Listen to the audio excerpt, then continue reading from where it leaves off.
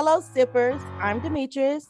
I'm Renee. And I'm Martia. And this is Sippin' on Wine, a true crime podcast. Let's get into it, ladies. We're back, y'all. All right. Another Hey, ladies. one. Hey, sippers. Hey, guys. All right. So we're going to start with our drink of the week. And that's going to be... Let them know.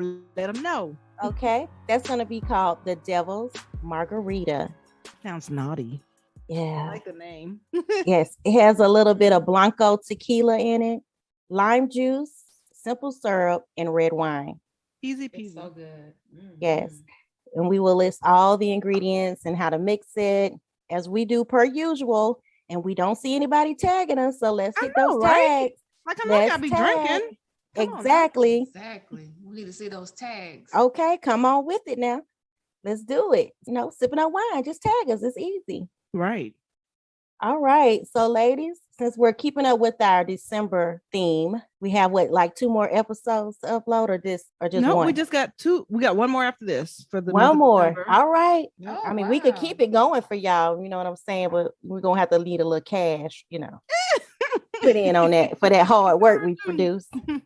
So our true crime made into a movie, we would be discussing Pamela Smart, a young media service coordinator who conspired with her young lover and his friends to kill her husband. Y'all ever heard of Pamela Smart? I remember hearing about that a while ago, but I don't remember the details. Familiar. Yes, that was back in the 80s, y'all. Oh, wow. For today's case, there are 2 movies made out of this true crime. The first one is called Murder in New Hampshire, the Pamela Smart story, starring Helen Hunt and Chad Allen, and that was released in 1991. The second one is called To Die For, starring Nicole Kidman and Matt Dillon, and that was released in 1995. Y'all ever heard of those 2 movies? I think I saw that first movie. Who'd you say I've that never was? heard of either of them. And who was starring as Pamela Smart? Helen Hunt. Yeah, I think I saw that one with Helen Hunt. Okay, it's the older one. That was in 91. And then the second one was with Nicole Kidman and Matt Dillon. Both are good. I've seen both. Oh, wow. So, yeah. So, sippers, also you can watch Captivated. That's the trials of Pamela Smart. It's almost 2 hours, but it's kind of like give you a good background of what happened during the trial. And also you get to hear her account of what happened. So check those out. So let's get started. So years before O.J. Simpson's case went live on television to be the biggest event of the decade, Pamela Smart was the first ever to be broadcast of a murder trial in the U.S. history. So her case, y'all, was the first one to go wow. live. I didn't know yes. that. Okay. So her case was... And what year was that? This was back in 1991. 91. Oh, okay. Yes. So she was the first murder trial to go live in U.S. history ever. It was a steamy tale of murder, lust, and money. This trial became an international sensation. It was aired in 1991 on Court TV and a local television station where the trial was held. This trial even outrated the soap operas, y'all, that aired during that time. Well, that's big. I mean, everybody looked at soap operas. Yes, it outrated the soap operas. Back in the 90s, oh, those are my shit. So with all that being said, let's get into it. Pamela Smart was born Pamela Ann Wooges in Coral Gables, Florida on August 16, 1967, to both John and Linda Wooges. She is the second born of 3 children. Her father worked as a commercial airline pilot, and her mother worked part-time as a legal secretary. When she was in elementary school, her family moved to Windham, New Hampshire. She would later attend high school at Pickerton Academy in Derry, New Hampshire, where she was a cheerleader. After high school, she would attend college at Florida State University. While in college, she had a radio career in which she hosted a 1-night-a-week radio show at WBFS. That is where she called it Metal Madness, using the alias name Maiden of Metal. In 1988, Pamela would go on to graduate with honors with a degree in communications. But let's back up a little bit. In 1986, at a New Year's Eve party, Pamela would meet a young man named Gregory Smart. There's not much personal information that I could find on Gregory's childhood, but he was born on September 4th, 1965, to both William and Judith Smart. He was a graduate of Londonderry High School in 1983 and graduated from Metropolitan Career Success School in Warwick, Rhode Island. After meeting, both Pamela and Gregory would hit it off because of their passion for heavy metal music and partying.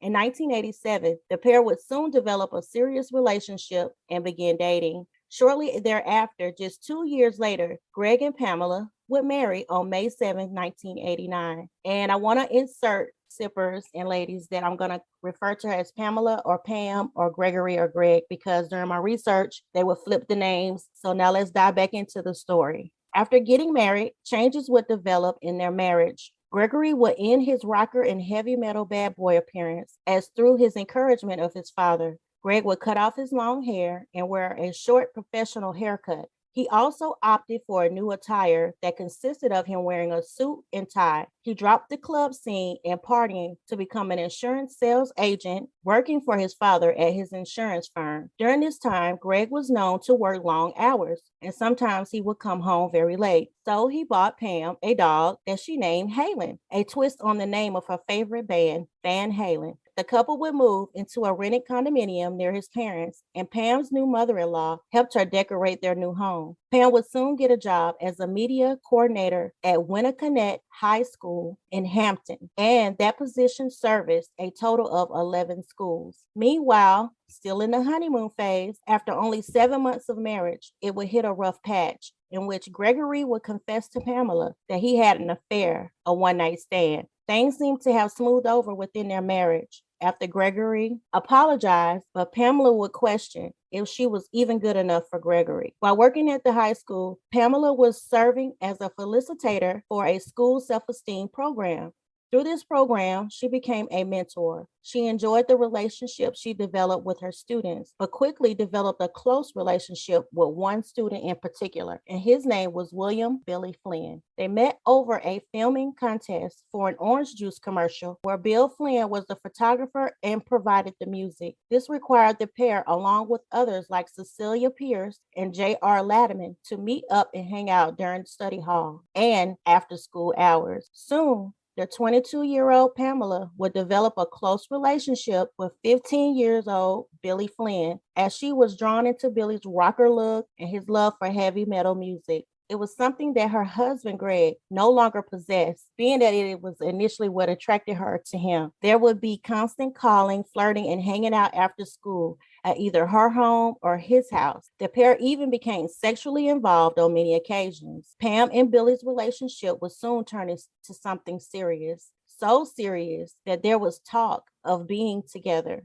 She would also tell Billy about her being physically abused at home and how she couldn't divorce her husband because he would take everything, even the dog. Pamela even went as far as allegedly threatening to stop having sex with Billy unless he killed her husband so they could be together. So she and Billy are now like in a sexual relationship with one another. Just nasty. And flirting and having feelings for one another. But fast forward on May 1st, 1990, around 10 p.m., Pamela Smart would come home from a meeting at work to find her house ransacked. Her husband, Gregory Smart, murdered, in which police officials stated the crime scene looked like a disrupted burglary. Once this murder case hit the media, they ran with the story of it looking like a possible hit, and Greg was the target, or maybe Gregory owed someone money from gambling, and etc.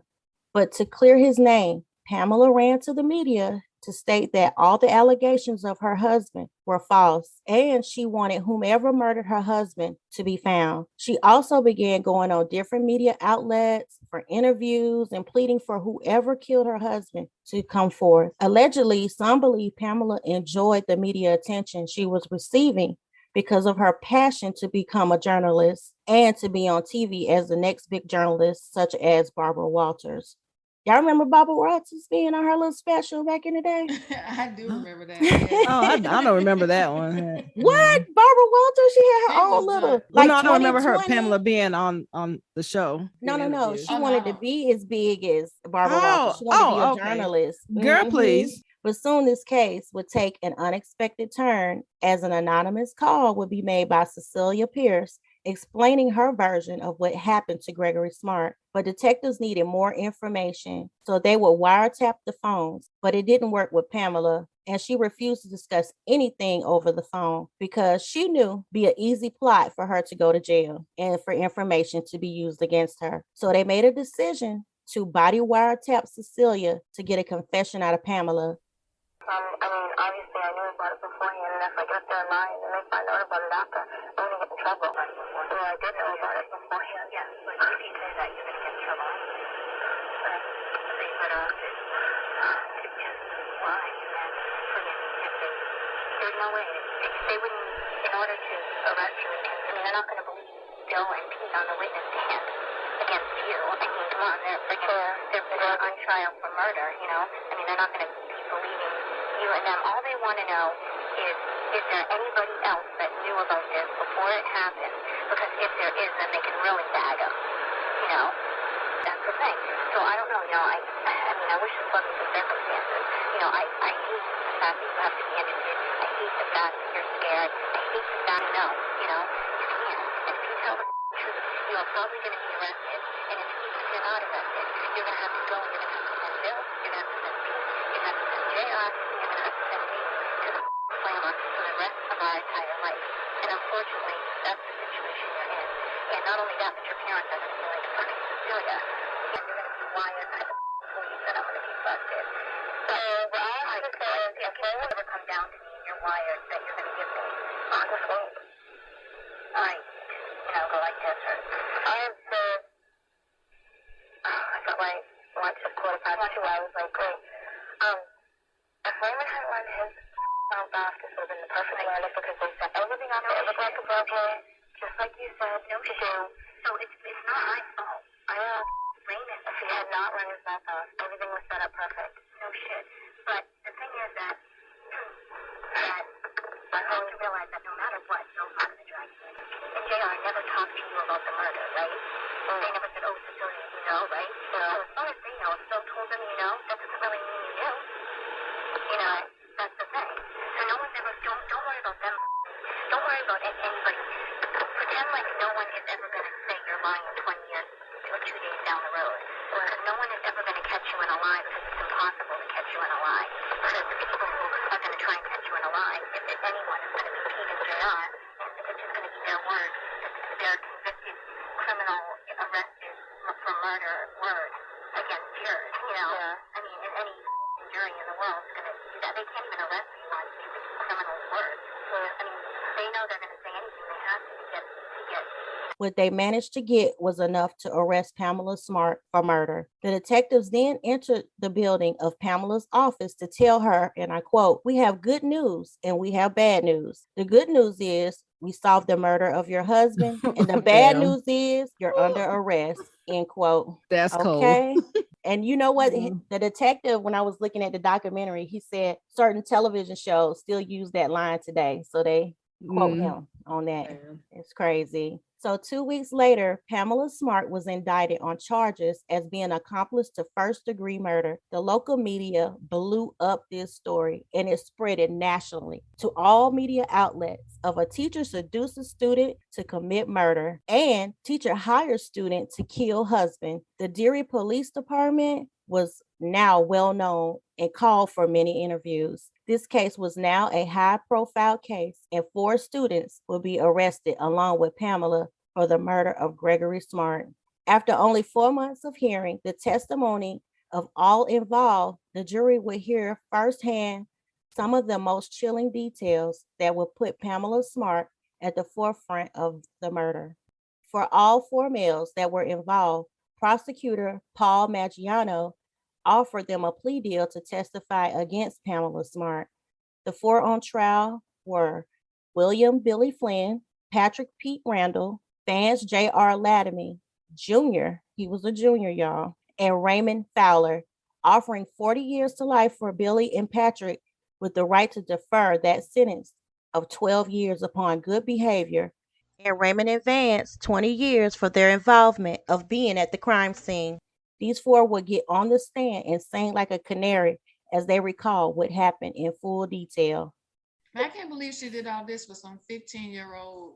I know, right? That's Like, the this is crazy sick. part. Like, how do, like you And a then you grown ass recruited, woman like, and 3 or 4 you know. people to kill your husband. Like, that's So on March 4, 1991, the Assistant Attorney General, Diane Nicolosi, went in hard on Pamela Smart, portraying her as the mastermind behind the murder. She pointed out that Gregory Smart had 3 life insurance policies that totaled $140,000. And Pam wanted to avoid an expensive divorce. While Vance was on the stand, he tells the jury how they were all promised $500 each from the life insurance policy. Girl, shut He, up. he also testified how Pam drove them to her house to commit the murder. Then Billy Flynn takes the stand and does a tell-all of their love affair, sharing their intimate moments when questioned and his account of what happened on May 1st, 1990. He is only 16 and she is 22 years old. Nobody looked into that, y'all. Like, can she not go down for like, I know she should have. I don't know, would it be rape or child Statutory molestation? rape. Yeah, something. Like Something. nobody even Definitely brought that out. statutory rape for sure. Yeah, the focus was more so on the death. Like she needed other charges than that. Billy would testify how Pamela left a door unlocked for them to get in and telling them to ransack the house to look like a burglary. The two males who entered the home that day were Billy and Pete, while Vance and Raymond waited in the car. Once Gregory arrived home and unlocked the door, they told him to kneel down while Pete held him down with a knife at his throat. Gregory would ask him, "What is happening?" And Billy and Pete would not respond. They only told him to just shut up. At age 16, Billy made a decision that he thought would keep him and Pamela together. He took a 38 caliber pistol. Y'all know we had cases with those that was taken from the home of Latimer Sr., firing once, killing Gregory by a gunshot wound to the head. This testimony left the courtroom silent. You could hear a pin drop. Pamela took the stand and couldn't save her own life. The secret recording made by her and Cecilia was damaging. The testimony of the four young men who took the stand was damaging. Pamela Smart also had to testify about her own personal relationship with Billy Flynn. She stated in her testimony that this was all Bill's idea and he was obsessed with her and he wanted Greg dead. Like, how do you go up there and you just throw him under the bus and drive over him? Right. She said days before the murder, she told Billy that it was over and she wanted to be with Greg. The defense team tried to make it look like Billy killed out of jealousy because he couldn't be with Pam. The media in the courtroom was all eyes on her during this murder trial. It was stated that Pam showed absolutely no emotion throughout the trial, no tears or regret of her husband's death. She was labeled the mastermind behind her husband's death. So because of her relationship with Billy and the blackmail of the payout to the other boys involved, this case was now all in the jury's hand. So after 13 hours of deliberation, the jurors had finally reached a verdict. Pamela Smart was found guilty on March 22nd, 1991 in the Rockingham County Superior Court after a 14-day trial of being an accomplice to the first-degree murder, conspiracy to commit murder, and witness tampering. So Judge Douglas Gray of the Rockingham County Superior Court immediately sentenced Pamela Smart to life without the possibility of parole. She is still serving her time today in the maximum security Bedford Hills Correctional Facility for Women in Westchester County, New York. Her case was so high profile that they had to relocate her to a whole nother state. She couldn't remain where she was. So Pamela Smart is now 54 years old in 2021. Since her sentencing, Pamela has filed several appeals for her to get a hearing to get a parole, but all have been denied. In my research, I found out that she just sit her butt down somewhere. Since she was 22, Right. she has been in there since she was 22. That is just crazy. And So she's how old? You said 50 what? 54. 54. Okay. So in my research, I found out that she recently filed again on December 7th of this year of 2021. She is really trying to get out, y'all. She don't think she's guilty. And she didn't have no kids or nothing, right?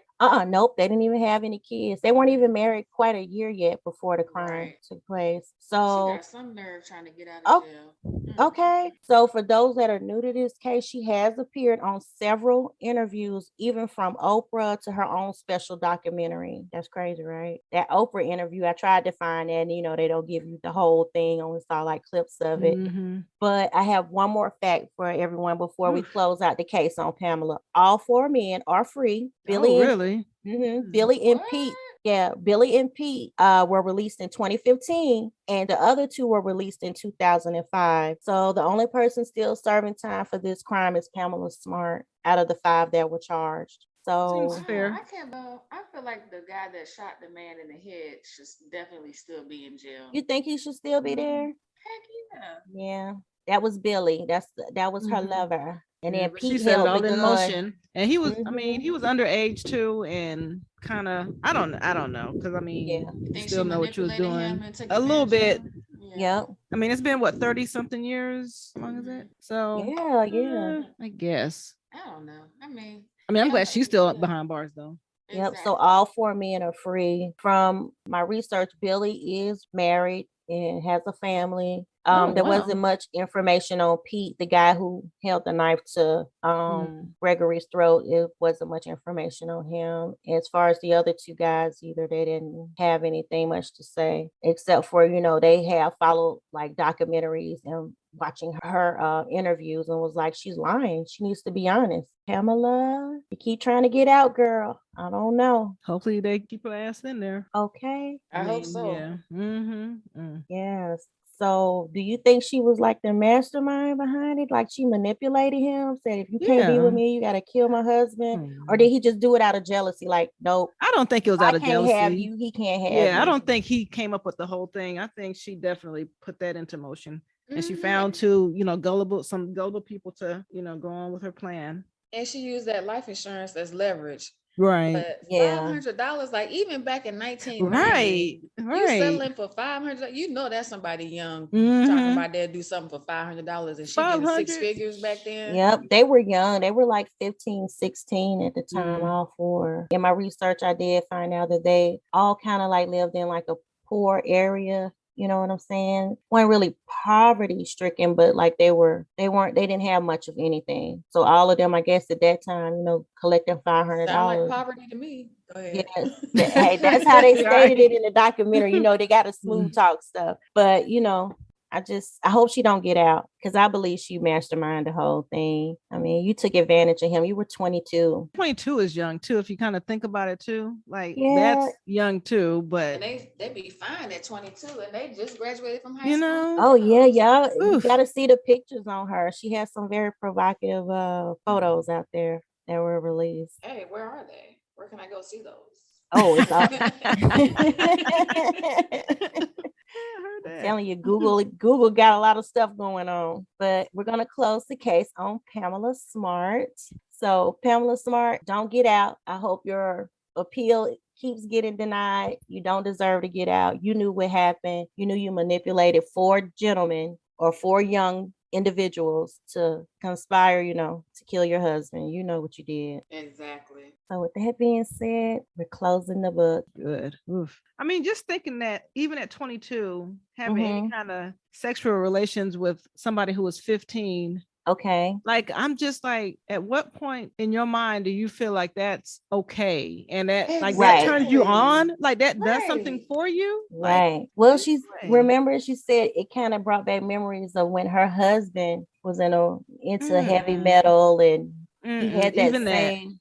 he 15. He was 15. Yeah. Like, no. Yeah. And even though these kids these days are giving grown people vibes, like there's little girls that's 15, 16 looking older than us, and there's little boys looking older than our daddies, Right. right? Right. Right. But when you in that high school and you're working, you know that these people are teenagers and they're young. That Right. should shut something off in your mind to like not look at them. no more. Right. That's what's weird to me. If you see somebody out, you think they older, then In you my- find out they not. It's like, oh, my bad. But when you in Right. that high school, like everybody should just be off limits in your mind because it's high school. Right. And I just didn't understand why they couldn't bring that, like charges on that. Like, hey, hold on. You're 22. He's 15.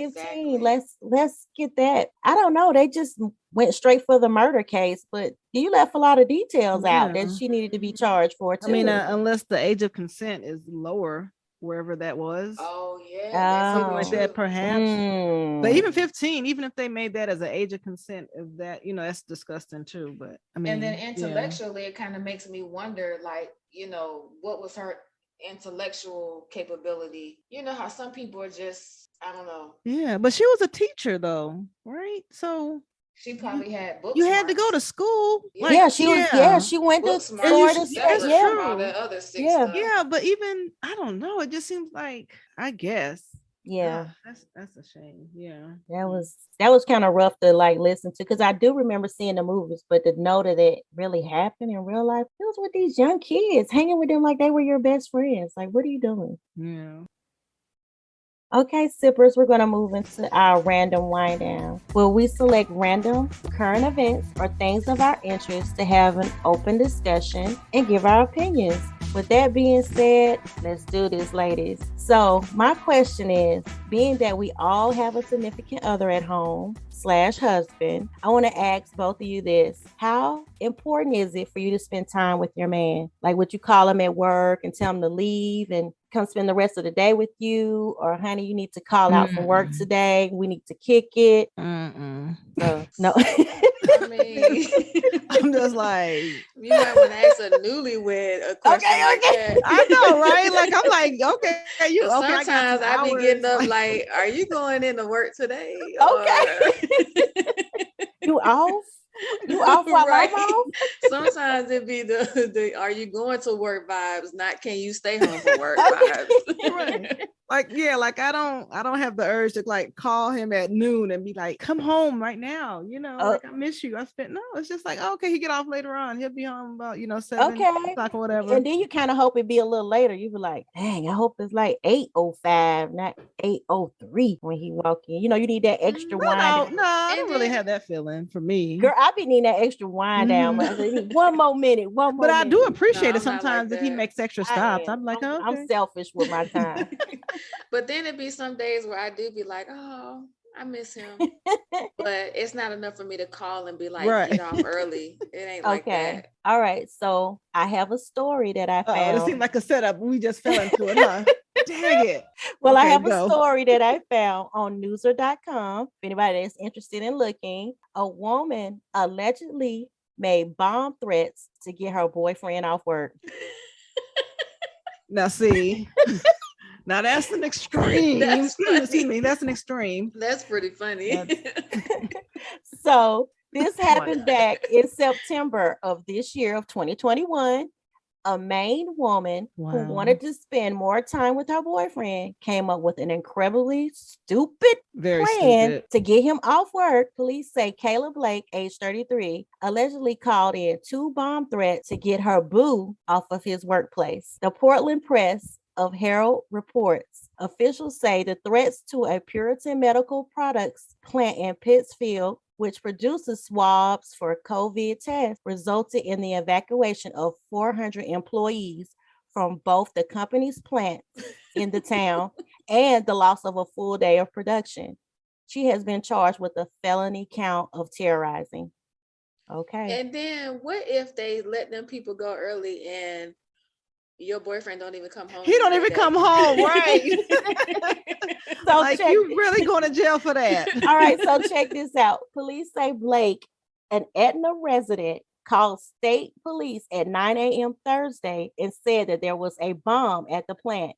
She allegedly called again 2 hours later. She was going to plant 4 pipe bombs near the plant, Fox report. So Pittsfield Police Chief Harold Bigman says the call was traced to Etna, and deputies found Blake after speaking to the area resident. He says she admitted to making the calls and said there were no bombs. She was arrested around 6 p.m. Thursday, and bail was set at $1,500. So what does he do for a living? What kind of plant is this? They said a plant that did produce a swab for COVID tests. Girl. And it resulted in the evacuation of 400 employees from both the company's plant and the town. I mean, what kind of hours was he doing? I'd break up with her because how embarrassing is that? Like, yeah, I'm not bailing you out. My job shut down. Now you in the news, making him look bad. Like, how do you go to work the next day though? Exactly. How do you go to when work they the next find day? out it's your girlfriend. All right. We're breaking up. I'm putting your shit right outside the door. Like, I'm putting you out.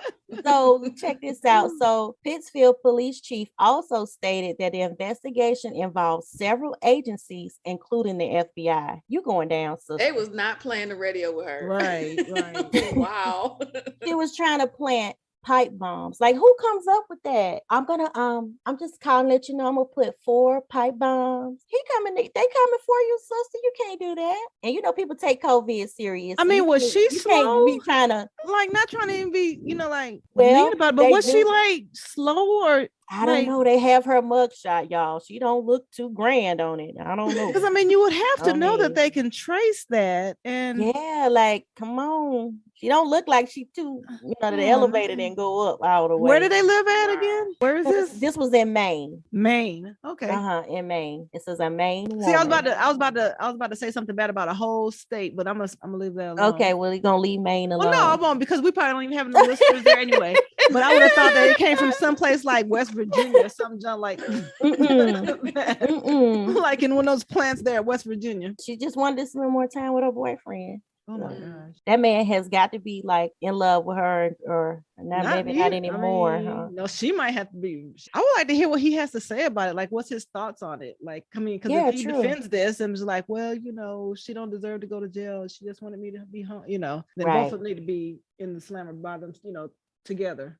I mean, if you think that that's okay, but if he's embarrassed, so like to see that too. Because I know she had to tell him, what I'm gonna do is say it's a bomb. Oh my gosh! And he was probably like, okay, go for it.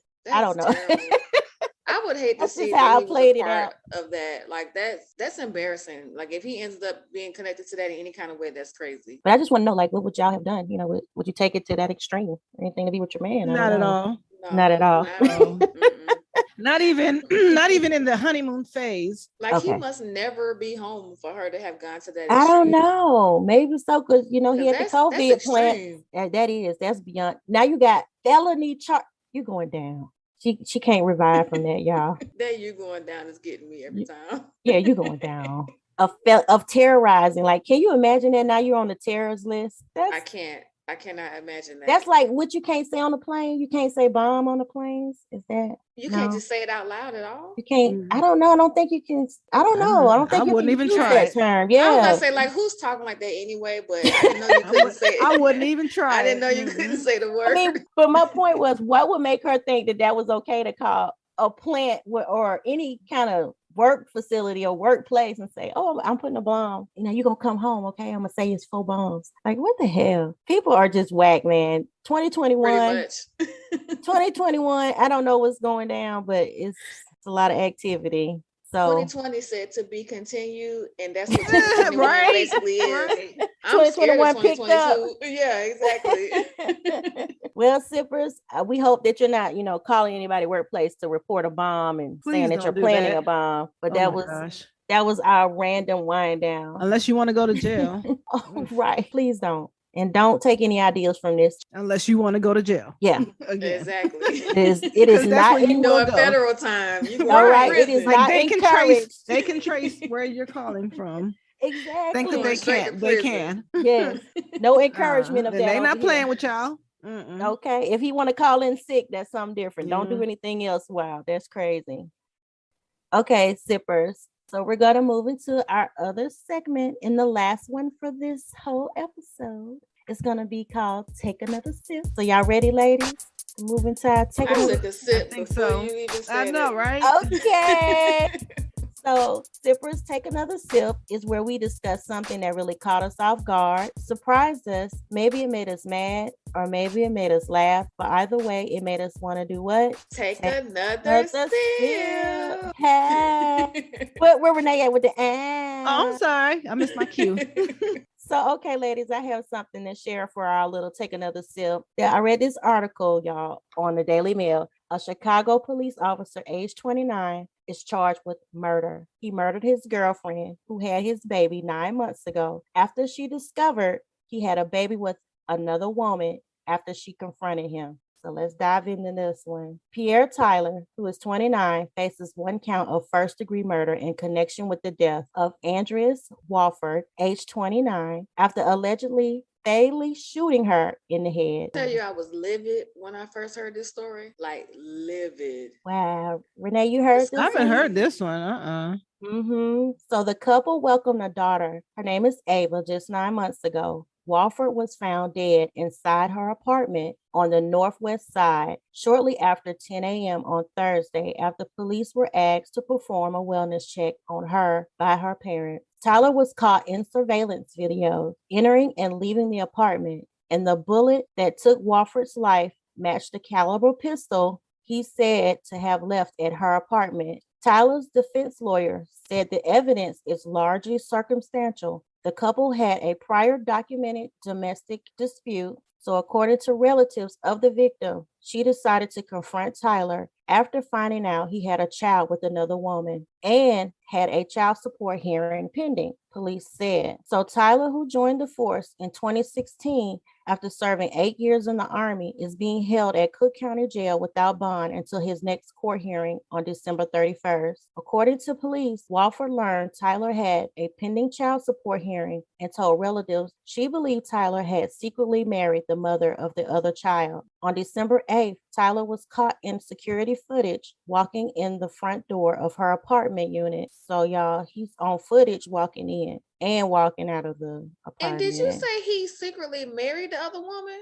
Yep, that's what she later found out. What? I didn't hear that part of the story. And he had a child support hearing pending. Right. So, yeah. So Walford reportedly made calls to her family members between 4 p.m. and 6 p.m., asking them to pick up her 9-month-old baby, Ava, from daycare. Before, neighbors could hear her and Tyler arguing around 7 p.m., police said. Prosecutors said one neighbor reported a loud bang approximately between 8:30 p.m. and 9 p.m. No more arguing was heard after that. Tyler was then caught again in the surveillance video leaving the back door of the apartment minutes after 9 p.m., police said. He allegedly carried a gun inside a holster behind his back. They say he had a distinctive keychain that belonged to her. Oh, wow. And he had her cell phone because both keys and her cell phone were reported missing. And he drove off and left in his car like la la la la, like nothing happened. That's crazy. Wow. So a message from Walford's cell phone indicated that she would soon be at her father's place to pick up her baby, but she never arrived. Her parents alerted police, who found her inside the front door of the apartment with a gunshot wound to the head. She was still wearing her coat when she was found by the police, and there weren't signs of any forced entry into the apartment. So Cook County medical examiners ruled her death a homicide on that Friday. The 9mm bullet that killed her matched the caliber of a pistol found in Tyler's gun range bag during the execution of a search warrant, which prompted his immediate arrest. Tyler claimed to have left Walford's home around 9 p.m. to meet with a confidential informant on the west side, but fellow officers said it would not be normal for him to meet anyone without any accompanying authorities. So he would have to meet up with the people that were like confidential informants with other people, just to have backups. There had to be other officers there with him. So he was trying to use that as his alibi. So according to Chicago Tribune, the shooting happened between December 7th at 4:30 p.m. and December 9th at 9:49 a.m. So I don't know, y'all, like the times are like conflicting. So between December 7th and the 9th, somewhere was the shooting that occurred. They haven't clarified the date. Because remember, her parents had to put in a wellness check for the officers to go to her home. So just found that just odd. It's a lot of domesticated issues right now in 2021. It is. It really is. It's so sad. Yeah, a lot of domestic shootings are happening between couples, and it is sad. Murder, suicides too. It's terrible. But why are you and so leaving mad? these kids behind. Yes, but you're so mad with her, you kill her, and I don't get it. Because she found out you were possibly married. Exactly. That's sick. Yeah. It is. That's So like your other next baby level mama. psycho. And then where's the baby? Like, who's taking care of the baby? Did the article mention that? I just know that she was still in the same care with the parent. That's so sad. Okay, sippers. So thank you for listening to our wind down. And I'll take another sip in our true crime for. Is it the end this already? week's episode. Yes, it's the end. Man, that time goes by so fast. I know. Yes, thank you, ladies, for loving this. Yes. This December true crime made it to a movie. Yes, and we have one more episode before the end of the year. Yes, And one then we more. get to take our break. I'm so excited. For those that didn't listen to our live or didn't know from past episodes that we posted, we are taking our break. break. Not a big one though. Don't mean Not y'all a have to big go one. anywhere. Not a And big we'll, one. we'll still break. go live, I'm sure, during that Yes. time. We don't have Yeah. any dates set, but I'm sure we're gonna go live. So Yeah. we won't Yeah. be disappearing But completely. there will be no new episodes for the month of January. Yes. But if you haven't listened to our other ones in the past, this is your time. Yeah, to go catch up. back. Go back. Get caught up. Yes. So after next week's episode, the last one of December, the last one of 2021, we will be back February 1st, 2022. Yeah, the first Tuesday in February is the first. All right. Yep. Because we love y'all like that. We just need a little break. We do. Need to relax, relate, and release. Yes, Mm. please. Little I especially need it. I need a back rub, massage. Oh, do you hear that? Little doggy need a little pampering. Oh. It seems like just pet the baby. Okay, I'm gonna pat the baby. I guess she was telling y'all about two sippers on this It's fine. episode. She Oh, part I'm of the gonna- family too. We're gonna leave that in there. The bark was a greeting for hello and goodbye. Yep. All right, sippers, we hate to leave. But we gotta go. Bye, ladies. Bye, All right, sippers. ladies. Bye, guys. Bye.